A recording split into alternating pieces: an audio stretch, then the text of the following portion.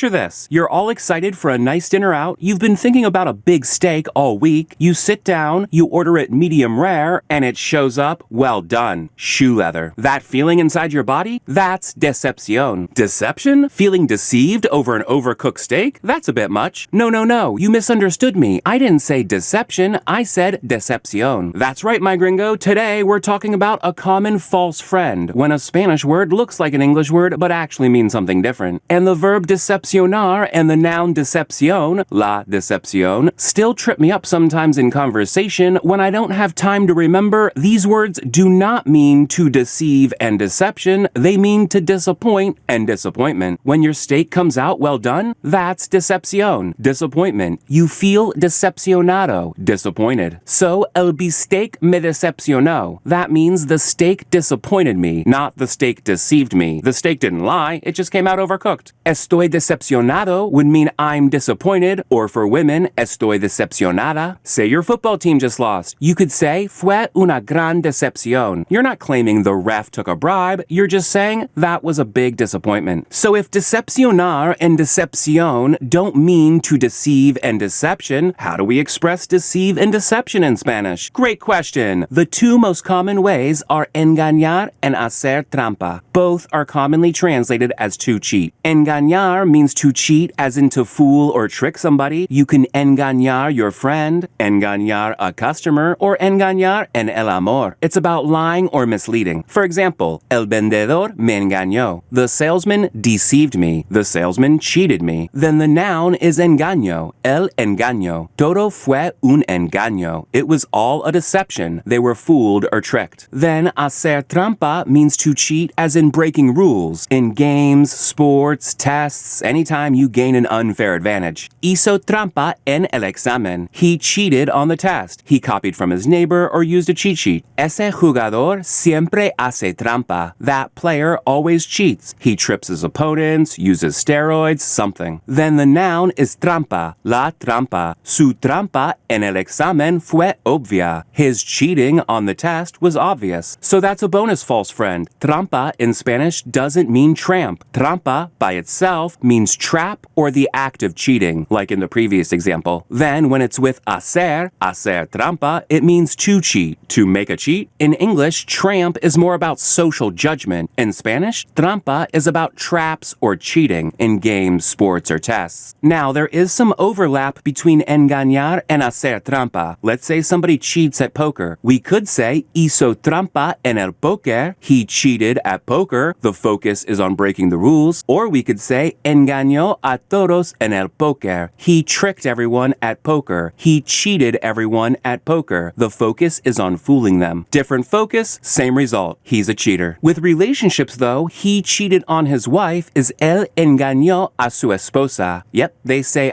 when we say on. That's the personal I have a video about that. Check it out. Cheating in a relationship is almost always with engañar. Saying él hizo trampa a su esposa sounds like he cheated in a Monopoly game, not that he was unfaithful. But actually, if they're in a polyamorous relationship with agreed rules, hacer trampa could work, because it would be breaking the rules. This is me getting over analytical, so don't worry if you don't get this part, but he cheated on his wife in their open relationship could be él engañó a su esposa en su relación abierta. The focus is on fooling or tricking her, normal. Or it could be él hizo trampa en su relación abierta con su esposa. The focus now is on breaking their agreed rules. You with me? Regardless, what's fun is this false friend example shows us how words work. Deceive and decepcionar both come from the same Latin root on the screen right now, which means to deceive. Then, over the centuries, English kept the meaning close to the root, but Spanish shifted it over to focus on the feeling you get when you realize you've been deceived. Disappointment. That's just how the cookie crumbled. So while it's never fun to hear estoy decepcionado contigo, you're not in as much trouble as it first sounds. They're saying they're disappointed with you, not that you deceived them. Yay or nay? Decepcionar means to disappoint. La decepción is disappointment. Then to cheat, as in to fool or trick, is engañar. The noun is el engaño. And to cheat, as in to break the rules, is hacer trampa. The noun is la trampa. Want to see more videos like this one? Watch all my false friend videos at SpanishDude.com/false-friends. Link is below. If this video helped you, hit the like button. If it didn't, don't. The more I know what helps you, the more I can make videos that help. help you. Until the next time, hasta luego.